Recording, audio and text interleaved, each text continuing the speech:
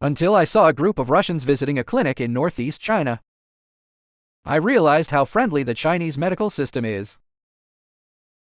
Since the visa-free policy was introduced at the China-Russia border, not only do the fighting people take the boat to eat breakfast every day, they also bring translators to the small clinic in northeast China for intravenous drips, because it is very troublesome to see a doctor in Russia. You need to make an appointment in advance and queue up. But in Heihe, you can come across the border for infusion in the morning. Then you can return home in the afternoon full of energy. Not only is it efficient, but the needle is also thin. After all, the needles in Russia are thicker than blood vessels. The moment the nurse took out the needle, the disease was cured. The key point is that the infusion speed is the same as adding a water pump. The process is like being poisoned by ice, and the whole body is cold. In addition to transnational medical treatment, Russian housewives also followed to open up new copies. Take the boat in the morning. 7 minutes later, we got off the boat and headed straight to the mall. The spoils were all 10 yuans for 3 pairs of socks. There were also various cheap and exquisite earrings and jewelry. Seeing the fighting nation having a lot of fun in the northeast, Chinese people also began to enter the Russian morning market. I only found out after I arrived.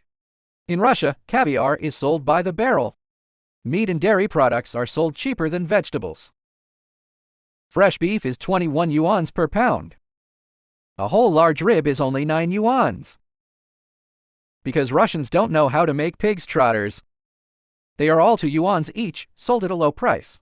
Pork head meat is 3 yuans per pound. The most common ones are various fish and dairy products without any technology and hard work. When Russian college students learned that they could travel without a visa, they turned on Special Forces mode on the spot. It turns out that Russia also has extreme Special Forces college students. In order to have breakfast before the Heihe morning market closes, the college students of the fighting nation set out at dawn. Get off the boat and go straight to tofu brain and soy milk, looking at the dazzling variety of snacks. I wish I could take them all away. After eating and drinking, I took the boat back to class. Occasionally, I can come here to eat skewers when I have a break. Russian children's favorite food is all kinds of fried fruits and pancakes. Office workers drink beer with steamed buns.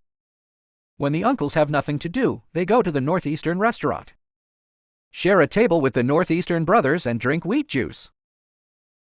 It's not that they can't afford black bread, but the hand-pulled pancake is more cost-effective.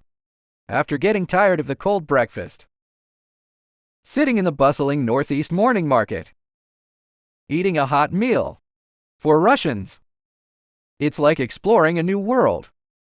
Since the borders of the two countries are close, they often visit each other.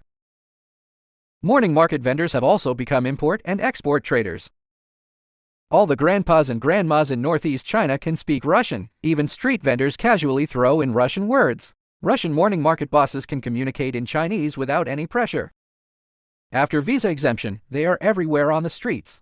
Young and beautiful Russian beauties, and handsome and charming foreign male college students. The Yun cousins couldn't help screaming, "Why are we neighbors? I just want to be open-hearted all day long."